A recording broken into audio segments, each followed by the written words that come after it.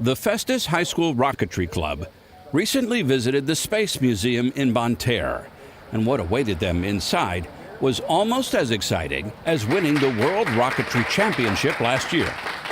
A celebration hosted by none other than the NASA Mercury 6 engineers and museum president Earl Mullins. You're meeting some of the masters in the flesh. That's really what I want to do with my life, and to see them being so encouraging, that's really a pretty awesome thing and really inspiring. This is the actual one from Paris. You guys are really, really good. Holy mackerel, I take my hat off to you. Meeting them and getting to talk to them about their processes, it was really interesting because I'm actually wanting to be an aerospace engineer. The mutual admiration was obvious between the generations. I think they're a fantastic group of young people. They have a great mentor and teacher, one that's really interested in space, and these kids have proved that they can be among the best in the world. I could see that in all of them today, and I really enjoyed being with them and talking with them. I think the first thing that impacts me is with all of the nonsense that's happening in our world today, it gives you hope. I mean, you look at these young people and you say, man, they are really still out there. One of the things that we want to do here at the Space Museum is to acquaint everyone with the fact that Missouri has a very huge aerospace legacy. What was incredible was, and what I told them today was, they are now part of that aerospace legacy. You started out with 800? Wow! So you got down to 100, and then you got to be number one, right? We were only competing with the Russians. I can't imagine the dedication and the work that went into building this and meeting all of the specific things that they had to do. I thought, okay, they would build a rocket in competition, maybe who could go the fastest, who could reach the highest altitude. It was a timed event, and they had to reach certain altitudes at so many seconds, and they had to release the payload at certain seconds. It had to come out. So many things had to go right on it, and they did it. That is just amazing to me because, when we built the Mercury and Gemini and Skylab, but particularly Mercury and Gemini, we were systems engineers. Everybody had their own specialty, but these students, they did it all. They not only did what we did, but they built the rocket. This is a great feeling, as I thought when I talked to them, I told them, you guys are the generation that's going to get us to Mars. And some of you may even be on the ship that goes there, who knows?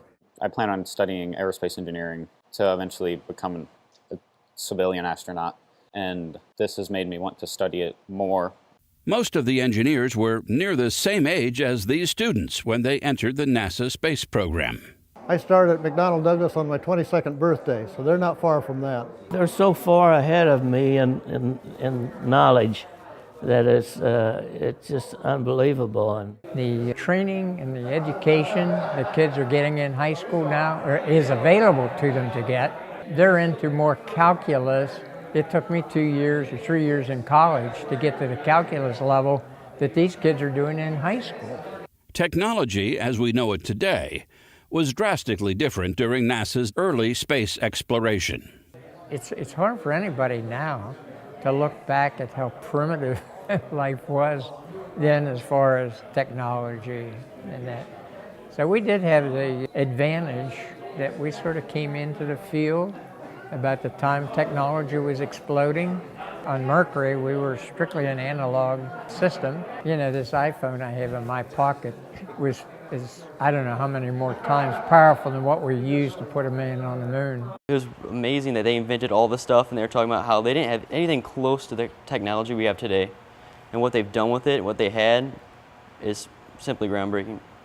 The afternoon was an unforgettable connection of brilliant minds. I am so pleased and enjoyed so much being here with them. It's just amazing to me.